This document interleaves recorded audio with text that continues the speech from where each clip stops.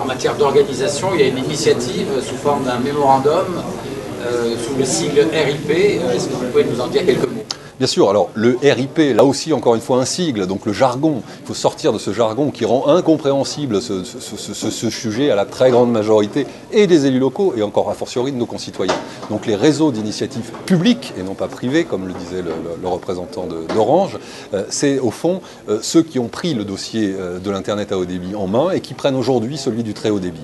C'est comment est-ce qu'on arrive réellement, parce qu'on veut construire un service public local, à apporter la ressource Internet dans les territoires les plus reculés, qui encore une fois sont toujours des territoires d'avenir.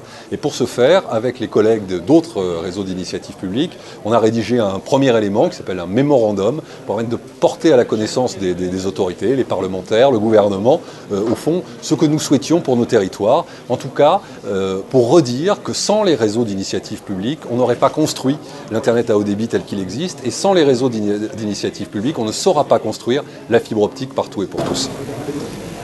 La prochaine étape, donc, dans ce combat, vous la voyez comment pour les prochaines années?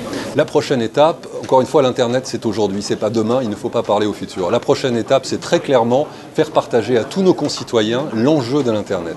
Ce mémorandum, qui est encore une fois aujourd'hui un peu trop technique et peu accessible, doit aujourd'hui essaimer et être compris, partagé par tous nos concitoyens. Il faut que l'Internet, la question de l'Internet, devienne aussi importante que l'accès à l'électricité au lendemain de la Seconde Guerre mondiale.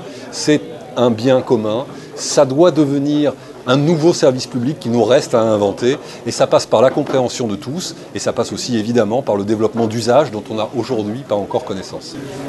Pour terminer, à la conférence de presse, vous donniez l'exemple de l'achat de la location d'ailleurs de logements dans lesquels cette dimension commence à faire partie des critères. Et bien sûr, on nous demandait il y a 15 ans, moi je suis maire de l'Orne depuis à peu près cette période-là, on nous demandait quand on a un nouvel arrivant à arriver, est-ce qu'il y a l'assainissement? Bon, aujourd'hui c'est pas ça qu'on nous demande, c'est quel débit vous avez.